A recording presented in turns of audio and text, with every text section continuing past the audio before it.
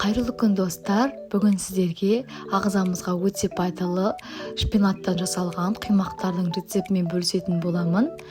Рецепті өте оңай жасалады. Менімен бірге видео соңына дейін болыңыздар. Ең алдымен бізге осындай погружный блендер қажет болады. Одан соң шпинатымызды жуып алғаннан кейін ыдысымызға саламыз барлығын. Кейін оның үстіне жарты кесе су құямыз. Бұл біздің шпинатымыз жақсы езілуі үшін. Рецепттің барлық құрамы описанияда бар. Сол жерден қарап жазсаңыздар болады. Міне біздің шпинатымыз дайын. Енді таза ыдысқа 3 жұмыртқа, үстінен қант, шым-шым тұз қосып, жақсылап араластырамыз. Кейін оның үстінен сүт қосамыз. Сүттің температурасы маңызды емес.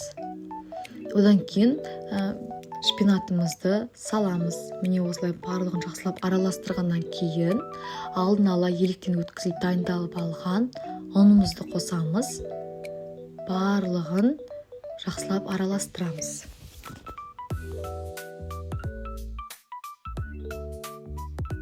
Үстіне сұйық май қосамыз.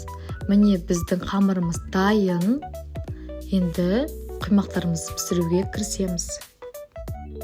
Енді құймақ пісіретін табамызды отқа қойып, астын қыздырып май жағамыз. Мен бірінші құймақтың астына май жағамын, кейінгілеріне жақпай пісіремін. Асты жабыспай өте жақсы піседі. Және де құймақтарымыз өте тез піседі, сондықтан да күйіп кетпеуін қадағалаңыздар. Міне осылай бір жағы піскеннен кейін екінші жағына аударамыз.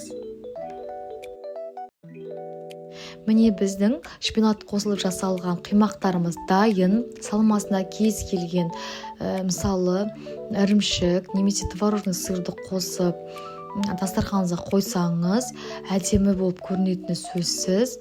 Өте жылдам, тез дайындалады. Осы рецептпен жасап, отбасыларыңызды немесе қонақтарыңызды қуантуды ұмытпаңыздар. Барлықтарыңызға рахмет.